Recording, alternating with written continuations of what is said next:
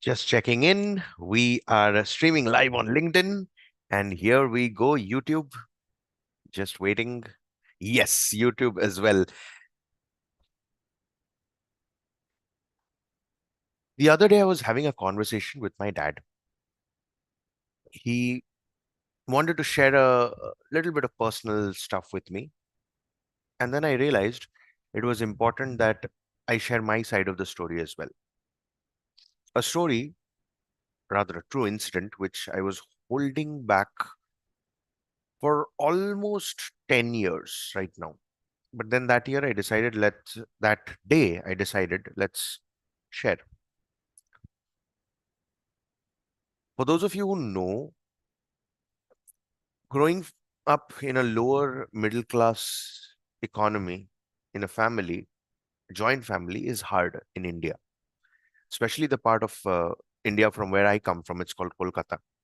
So I had an uncle, my dad, his elder brother who did not get married, his younger brother who got married, and then I had a cousin. So it was really, really complicated. Because I was a little naughty in my childhood, any other naughtiness would come on me.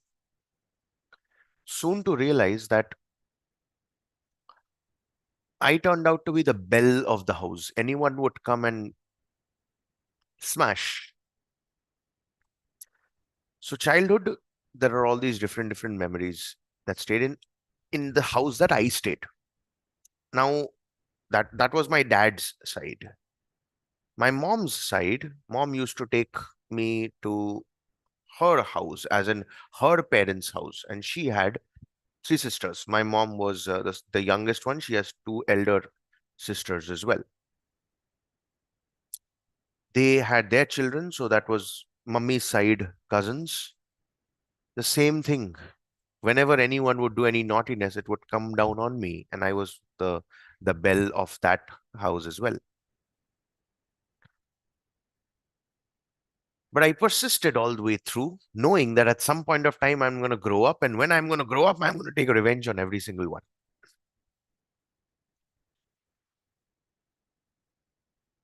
When I finished school and college, my mom wanted me to become a doctor, and I did.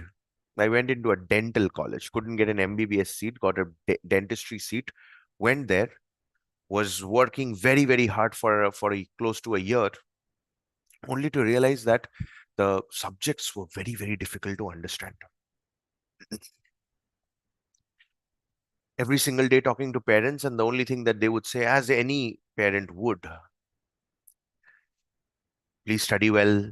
You have to do well. You have to get good marks. Make sure that you're going to college every day. If you're having, you have to study properly. Hope you're studying everything nicely. I told this particular relative that you are in Bangalore studying dentistry. They couldn't believe only. This particular person is giving us so much of advice about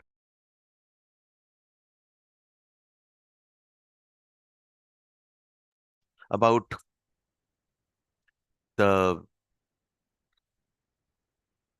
Yeah, thank you so much. I just got some water here. It gets a little emotional whenever I think of recollecting any old memory.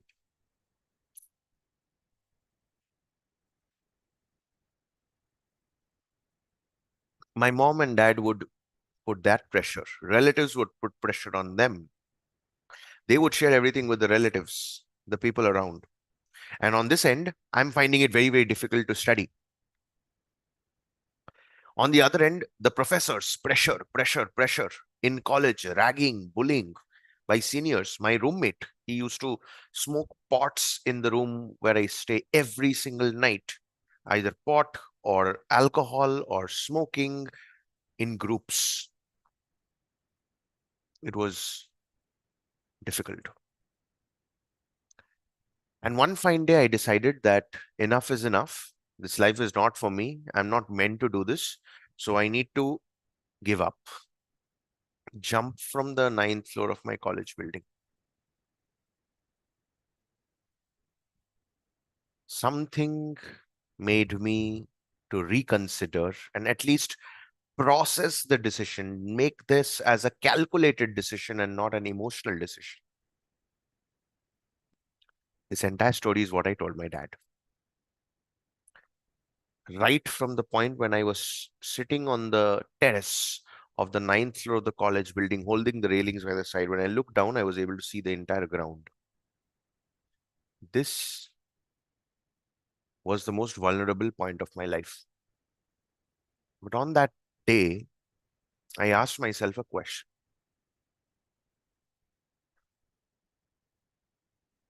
What is it that I'm suffering from? And when I traced back the entire sequence of events, all the way from my childhood leading up to that moment, I realized it was only and only one thing, and that is money.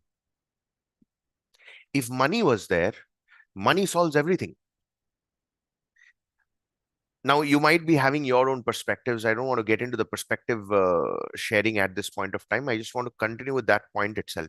Money solves everything. If you have money, you can buy a big house, you can have a big car, uh, you can have those amazing vacations, you can buy things, toys. You need not even share an entire floor with a group of people whom you hate. You can outspend someone else by giving yourself a good set of experiences.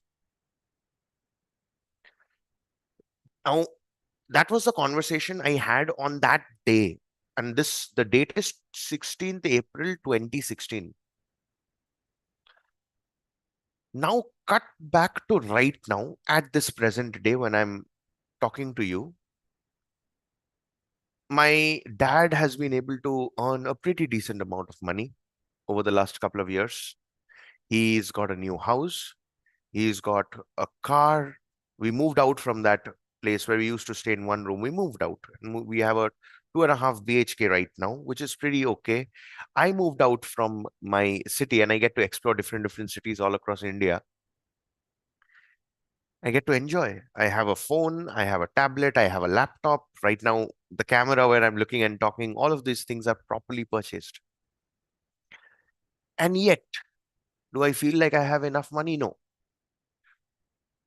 When I asked myself another question, if money solves all the problems, how do we even earn more money?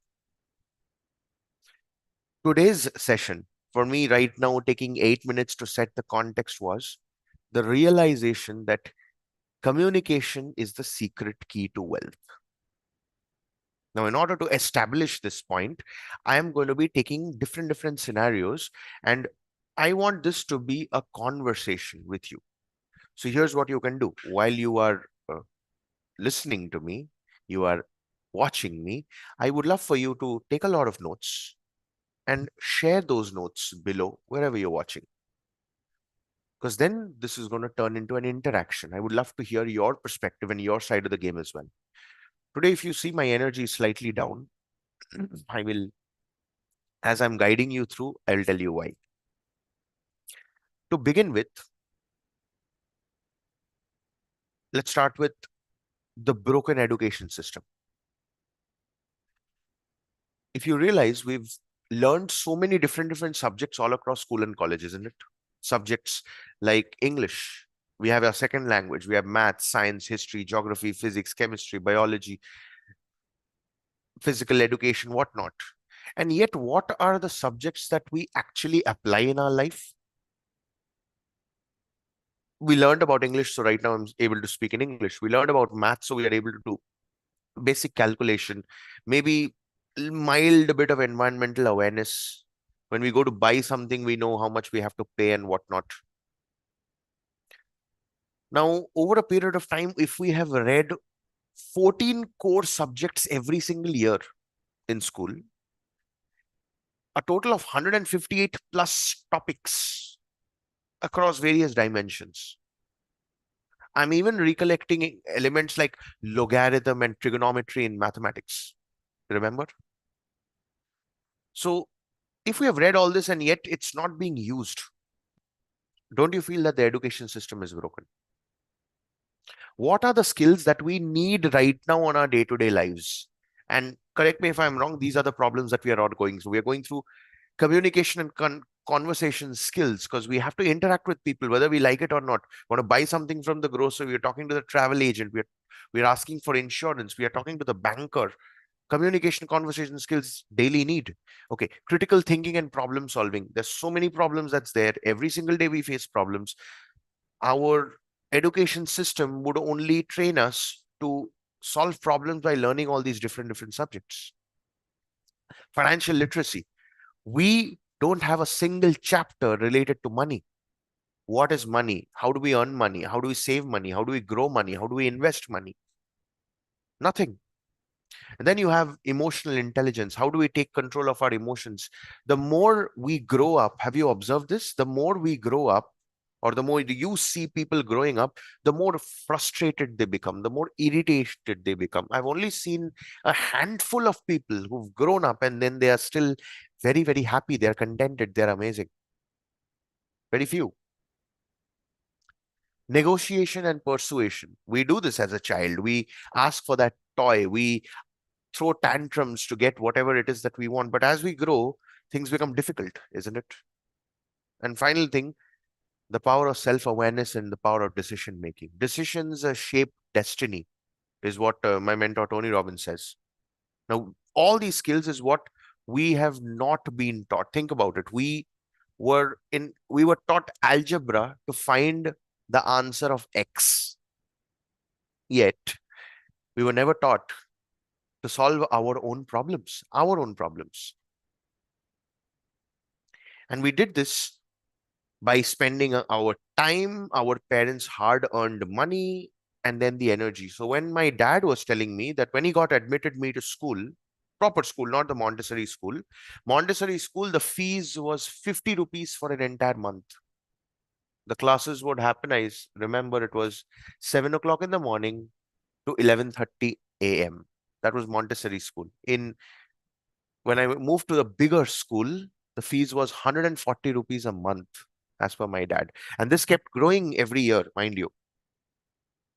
So if we calculate the entire amount, inflation adjusted, again, I'm not so good at math right now, like immediate such big calculations, but it's a pretty big chunk of money. What if that chunk of money was not being used in school? What would have happened? Again, I'm just speculating. So what is it that we can do? The first is to learn, right? Like right now you're with me, you're learning the techniques and methods. You are applying it into your day-to-day life because I'm giving you frameworks. And then as you learn and you apply, you're going to get into a reflection phase where you will get to see what worked, what did not work. And that is the most practical way of learning. Right now, I'm working as a head of sales under one of my mentors, Dr. M.V. Priyank. The best way to become good at sales is to do enough calls every day, interact enough, learn about sales, do more calls, and then see what's working, what's not working, go back to the drawing board, and that's repeat the entire process. Coming to communication, you have to learn communication skills, which includes listening, expressing, practicing, empathizing, different forms of communication skills, which again, I'm teaching you every single day live, I'm discussing with you, applying it in your day-to-day life, in your personal and professional life, and seeing what works and what doesn't. What did I do well? What did I communicate well? What can I improve?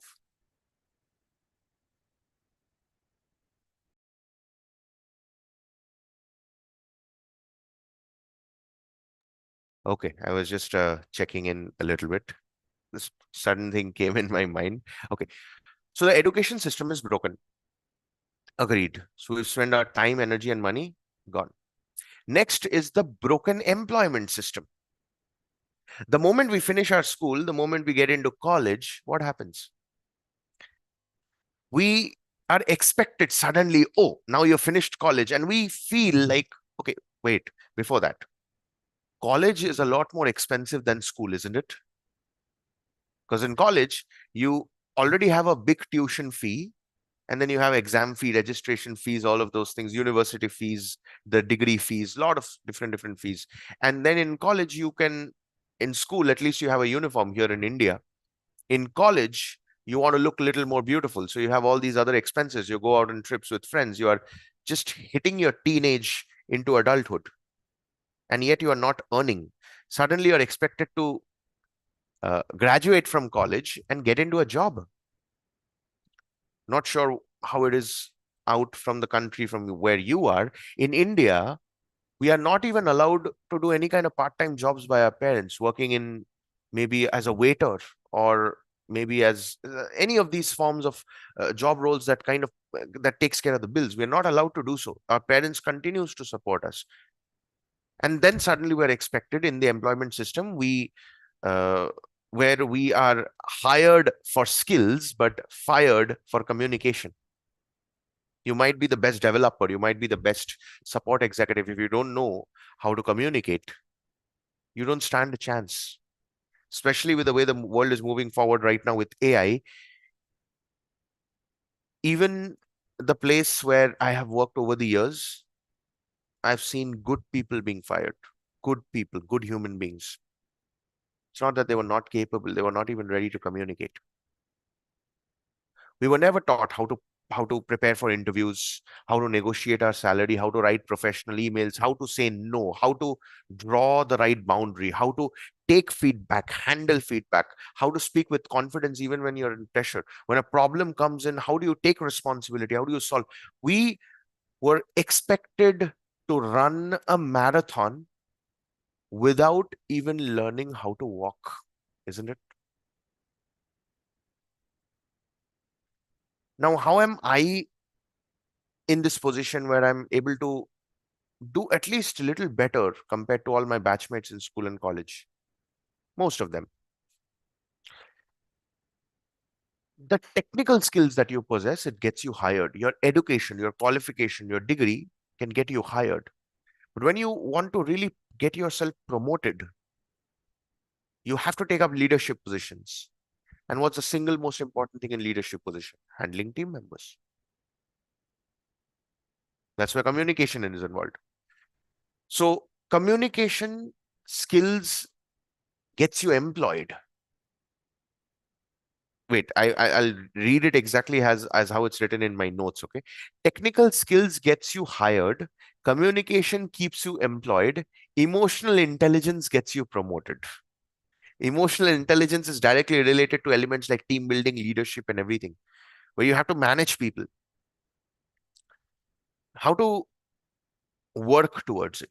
In communication skills, we, if you recall, I think a couple of days back also I mentioned this. The first thing you need is you need a lot of awareness, a lot of self-awareness. For example, the kind of questions that you ask yourself. Questions like, what is it that I want from my life? Who in this world has achieved whatever it is that I want to achieve in my life? What are the things that I need to do to get it? What are the steps I need to take? So right now, if my North Star is Tony Robbins, and Tony Robbins is the greatest business strategist in this world, the greatest life coach in this world, what is it that he has done? Step by step, just following it. And here I am doing one of it, which is whatever it is that I'm learning, I'm just sharing it with you. In fact, this particular topic itself, I was not sure how I'd like to structure it. So what I did is I just poured my entire thoughts to ChatGPT and gave a very, very simple prompt of act as my teaching assistant, compile all these thoughts, expand on them wherever required, and give me a step-by-step framework where I can share this in a very, very organized manner over a live video. And I got a couple of points in front of me right now, which I'm using as a reference to share with you, which will be added as a mind map, as a notes, as a GPT. All these other things will come. But this is something that the employment system doesn't teach us. They expect us to learn. Now, every single time you are in an employable state, whether if you're not employable, well, we will, I'll guide you through those processes as well in the future videos. But if you're in your work, be aware of your tone. So yeah, let's come to the system. The system is called as the AIR model. A for awareness, I for your intent, and R for reflection. Every single day, what I love doing is I love practicing and talking about how my day was and what is it that I learned from that particular day. So being aware of your tone and words, the way you are speaking to people, setting an intention before every communication, and then finally reflecting after every conversation. Now, does that mean conflicts doesn't happen? It does. But then problems, this is you solving real life problems and learning. You're not gaining knowledge, you're getting wisdom. You take control of your own employment situation because the employment system is broken. Now, the third thing is the broken parenting system. By the way, all these points, are you able to find where all the gaps of communication? The first of all, where are all the what are all the gaps and how communication plays a role in filling those gaps? When we come to the broken parenting system, parents teach love, not life skills, especially in nuclear families right now. I can say this because my life was half, my entire childhood growing up, it was half in a joint family, which is till the teenage, and then teenage to adulthood. The moment I hit teenage, from that point of time until adulthood was in a nuclear family. So parents were always very, very protective. They wanted to teach the right values. They wanted to put us to the right school, give us the right education. Unfortunately, they didn't read a book or a manual or went through a seminar on parenting skills. In fact, we are just expected that we're going to learn how to get married and stay happy, or how to give birth to children and parent them properly. Nothing. They did the best that they thought they could. Now, in retrospection, when I'm about to hit 30, here are the couple of things that I feel were missing, and you can add your points as well. Handling, and again, these are the points that is mentioned in an organized manner as well. First is handling rejection, failure, and embarrassment. I remember the first time when I failed, I was in class 7.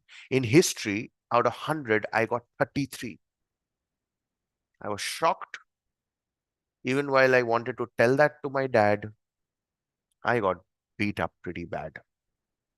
So much so that my mom had to protect. And then I look back, I try to recollect the entire experience, and I feel my dad had a bad work day. So he kind of used that episode as a punching bag. Learning about self-worth independent of the grades. My mom always had the horrible habit of comparing me with everyone. See, this particular person got this much of marks. This cousin got this much of marks. When will you get these many marks? And it was not so good to hear at all. Because here I was knowing that I'm trying my best. Which student doesn't want to study? The point is, the syllabus was too vast, the time was too less, and we never really got the time to enjoy a subject. Even before it, the exams would come in, and we were always in some form of a rush. And have you observed this one thing, that the rush never ends? Look at the cycle, okay? You are born, you start going to school, Montessori school, junior school, middle school, senior school. You graduate from school, immediately go to college, work hard in college, get good marks, give exams. As soon as college ends, get into a job, work hard in the job. While you're working hard in the job, you are forced to get married, or you decide to get married. After marriage, children, and then children follows the same cycle. You have to support them throughout. Yeah, children are born, children go to Montessori school, maybe slightly better school than what you went, then junior school, middle school, senior school, then they're in college, and then get them married, and then make sure that they give birth to children as well. And by that time, it's all over. Suddenly, one fine day, you sit down and you ask yourself, maybe when you're on a vacation, or you're with a group of people, group of friends, you're meeting after a long, long, long time. When did my life pass off so quickly? The hamster wheel that everyone is going through day in and day out. It's crazy. Basic life management. This is another very big one. We find it so difficult to do the basic set of things: cooking healthy food, washing the dishes, the chores. taking care of our clothes, budgeting the money, handling the money. These are the things that school is supposed to teach us. If school doesn't teach us, parents are supposed to teach us. It's either way. At least growing up, this is what I experienced. The parents blame the school for not teaching the important thing. The school blames the parents for not teaching the children, and that's what it goes on and on. Blame game. And of course, the biggest one, conversation around money and emotions. My parents would keep telling me, boys don't cry. You have to be strong, cannot express anger, cannot express emotions. So at least teach me how to manage. But no, it's like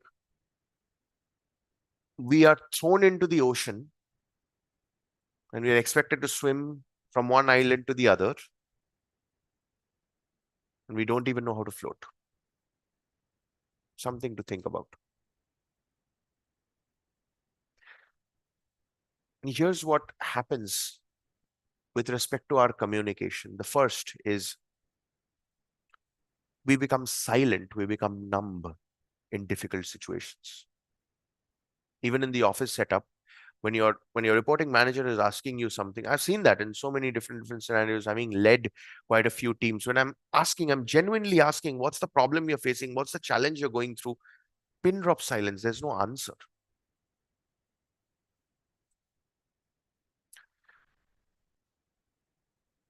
There is a lot of authority based communication in parenting, right? You have to do this because I said so.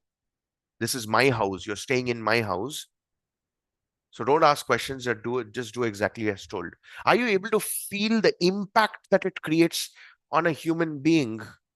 When you want to communicate certain things, you're feeling certain things, you don't even know how to communicate with yourself to understand what are you feeling in the first place. Why else do you feel anxiety, depression, and all of these mental health issues has become so big over the last couple of years? It all starts with self communication, isn't it? And then finally, the avoidance to express, to become open. You're not ready to trust people or open up to people. You're holding yourself back in a shell. You say that you're free, you can move your hands, you can move your legs, but locked in a cage. How to fix this? Well, the first and foremost is, it's called the care method. Context and communicate, which we discussed, I think, in the previous episode. Context setting and communication, understanding what is the problem and acknowledging the problem. The A is acknowledge what is the problem individually. The R is to relate to it. And the best way to relate to it is by asking questions like, what would you do if you were in my place? Are you able to understand where I'm coming from? And finally, empathize. Until and unless you are able to look at things just the way they are, you'll not be able to solve it. We get into all these labels and judgments and we laugh it off. You are facing problem in your work. Look at us. We face so many big problems. We don't know the individual. We try to generalize everything. The more we grow up, the harder it gets, I feel. Again, I consciously choose to use emotional conversation as a part of every family conversation, no matter what.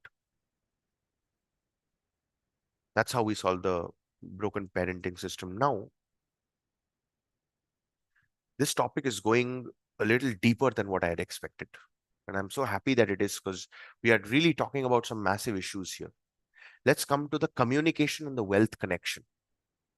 When I asked myself, how is it that there are some people in this world who are making $1 million a day, a day? And here am I, knowing people around me who've taken an entire lifetime to make $1 million, probably not even a lifetime. Why is it so? Why is it that so much of disparity?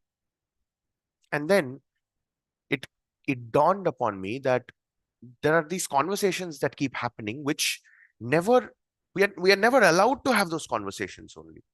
I'll give you a couple of examples, okay? The first is, every single time we realize that we are struggling with financially, there are these points that comes in. The first, we don't even ask what we deserve. We don't even know what we deserve in the first place. Then we are not equipped with the skills to negotiate or even pitch something. We don't know. And third, we are never able to communicate our value to the world. At this point of time, me sharing my perspective or organizing my thoughts and sharing it with you, in front of me is the mind map. What I am doing is I'm creating more value in the world. I know at some point of time, someone or the other will watch this video, will know that, oh, Suryadeep is able to communicate something that I am feeling deep inside, but I'm not able to share that. The marketplace values you. It's like a value exchange, right? So you give value, you receive value in the form of money. But until unless you communicate your value, until and unless you speak, will you really be heard? No one cares, no one bothers, right? And suddenly we realize, oh, why am I not successful? Why am I not able to earn money? And what's even more dangerous is we are expected to manage money when no one taught us how to even manage our own words, isn't it? We were never taught how to start a conversation, go around a conversation, end a conversation. We were only told what was wrong. No one told us how to correct it, how to fix it. What are the steps? What's the rule book? We are just expected to figure it out all by ourselves. And when you look at learning all these methodologies from the actual experts, let's just say a communication expert for sales or marketing, like all these different micro experts, if you look at them, if you want to learn from them, the mentoring and all, it's super costly, isn't it? Yeah, you can buy their book and read, but it's easier to get trained in a setup. And that's why I'm doing all this, the Udemy courses, the live cohorts, and kept it as pocket friendly as possible, so that you can on one end learn from me absolutely for free. You can learn from me at the price of a pizza, do it yourself if you don't have money. Now you have to tell me that you at least have money to pay for pizza if you're watching this video right now, either in your phone, your system, your laptop. The point is value creation. So how does communication build wealth? It all starts with communication, and then moves communication. As you share more, it creates opportunities. Opportunities gets you more confidence. When you get more confidence, you take action. When you take action, you generate more value, and that's how wealth is created. There's a lot of value exchange. When you create value, someone is able to see that value, gives you that value, wants that value from you, and that's when a value exchange is done in the form of energy, which in this case it's in the form of money. The more problems you're able to solve through your communication to begin with.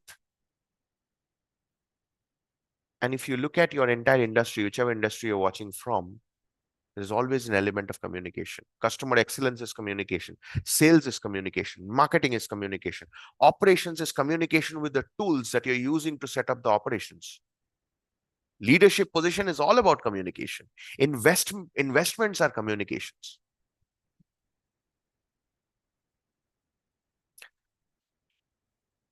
And how do you start that? So there's this very interesting speak framework that ChatGPT very beautifully gave me. It's called speak. So S, share your story. As you share more stories and organize your thoughts and start sharing, that builds authenticity, transparency, integrity, and at the end, it sums up to trust. P is positioning your value. What is it that only and only you are able to do uniquely? I remember one of my recent mentors, Gary Vaynerchuk, he says, if you want to build a niche, your niche is you being human, exactly who you are. So, for example, right now, I am talking about communication. But at the same time, you'll see me talking about NLP and coaching and all these things. You'll see me talking about digital marketing. You'll see me talking about sales. You'll see me talking about football, cricket. That is my micro niche, just me being human, talking about whatever things that I want.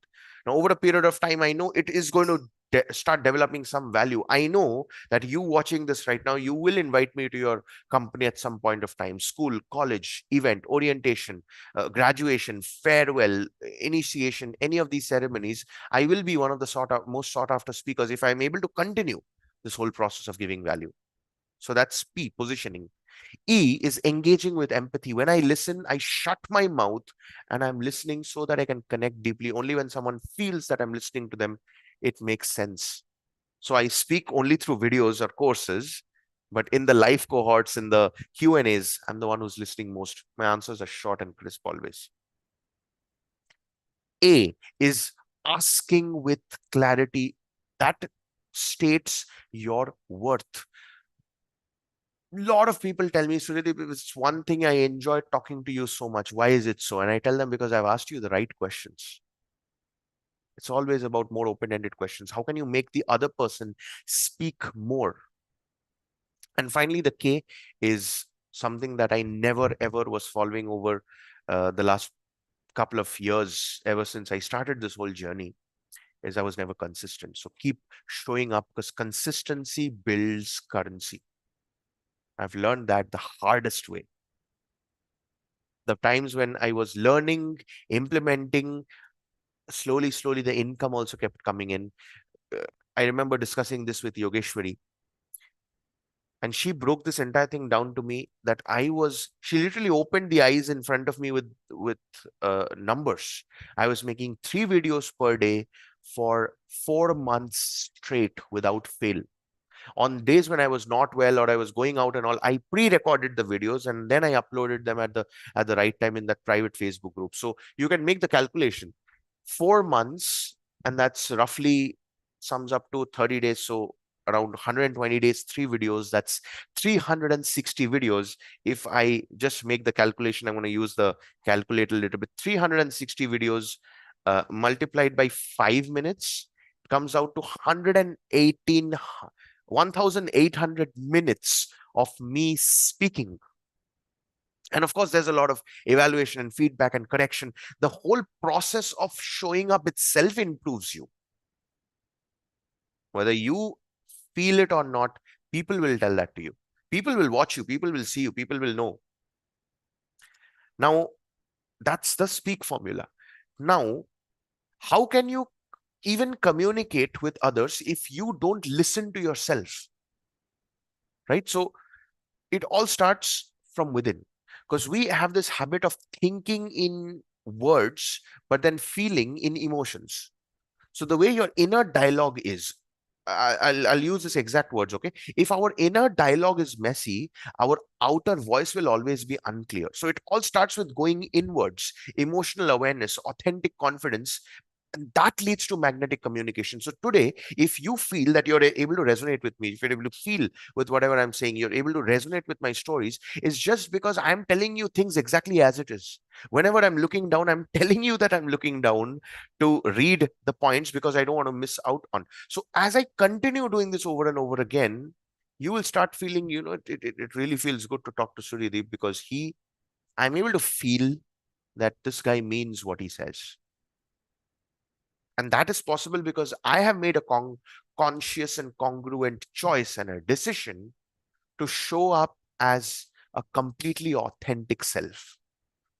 And that's why you will never ever see me uh, giving you any kind of a hope and then taking it away from you, or putting it in the form of a bait and then pay me something and then you can have it. I'm never ever going to do that. Everything is literally available for free across videos, and slowly we are working towards the mind maps, whether it's the blogs, whether it's the podcasts, or everything that I know. Of course, if you want to learn it, there's always a value exchange that works. Otherwise, all the information is anyways available, but then the way things are done, again, all of these things are inner conversations that are going on, and now I'm expressing them to you. How do you really make this happen? It all starts with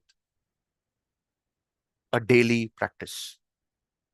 I'll tell you what we do in our community. Okay, we have a very simple habit which Yogeshwari and I follow every day with each other, no matter what. We also follow this with our community members, and the rule is you have to speak every day at least for 1 minute. How do you do that? You take your phone, get the topic from ChatGPT, and hit the record button and speak for a minute. Doesn't matter how you start, how you finish, how you end. Post the video in our community. Once you do so, watch two other people's videos and tell them what did you like in the video. What is the one area of improvement for that person? When you do that for two people, so you spend 1 minute to make the video and upload, takes another minute to upload. You spend another one minute to watch someone else's video and share. The total activity lasts for 5 minutes, but if you do this consistently for 30 days, you would have already made 30 videos. You would have interacted with 60 souls, and 30 minutes of you speaking, 60 minutes of you evaluating. Can you imagine what's going to be the impact? You organizing your thoughts, you are evaluating someone else, you are giving very, very constructive feedback. All of these things adds up, and that's what we teach in the live cohort. If you're interested, again, the link is below. Just uh, check in and check it out and join. That's what we teach over there. So to summarize, if we look at the richest people in the world, they are not the ones who know the most.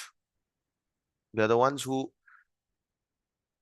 communicate only what they know in a very organized manner, and they do it consistently. And as they do it, others are able to feel it.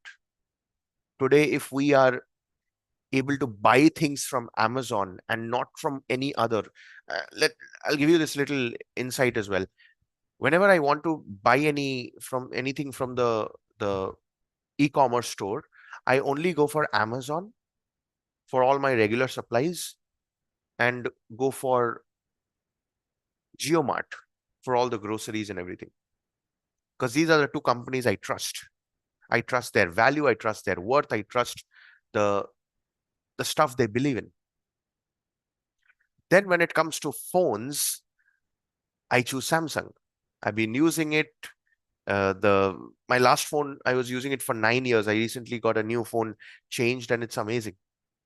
For laptops, again, all these different things. I'm sure you also have specific things that you do, specific things that you don't. For example, I don't have any subscriptions to any food delivery apps or any of the OTT platforms. Zero. Again, because I don't resonate with that. Or maybe the company doesn't communicate it rightly to me. So it all boils down to that. At the end, communication is not just a skill, it's an infrastructure towards success. The day you master it, you are able to you will be able to understand that it's the wealth, a wealth which includes emotional, financial, relational, and everything will naturally follow through for you. At this point of time, me recording this, just observe how simple it is. Okay, I'm creating content every single day free. I'm going live every single day, and then I will sit down and deconstruct the lives, and the lives itself will be made some little changes here, and then will be turned into courses. Now, once the courses go up, again, the courses will be hosted and people can walk up and learn. The courses are very, very nominally priced, less than that of a pizza. For free, you can learn from YouTube. And if you are able to resonate, only and only if you're able to resonate, only then you will express your interest to show up for our live to learn in person, where I'm just hand-holding you. I'm not teaching you anything there. I'm literally making you do it, because that's how the world is moving forward. We don't need information. We already have it. We need transformation. We need implementation. That is where real wealth is all about. The intention to share this was only to prove to you the gaps and how to fill in the gaps. You have two choices. Either you do it yourself or you do it with me. It would be amazing if we can do this together, because both you and I know we've tried doing this alone and how fruitful it was. With that, so blessed to have you in this live. I want you to know that I'm always there for you. I love you so much, and I'm so proud and blessed that I'm starting it at a time when my follower count is not that much, because I want to put that in, that attention, individual attention, to every single person who texts, every single person who comments. I want to build that human to human relationship.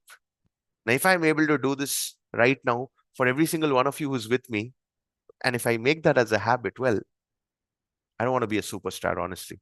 I want to be there for you because I want you to be there for me. This is Dr. Sruti. Love you so, so, so much.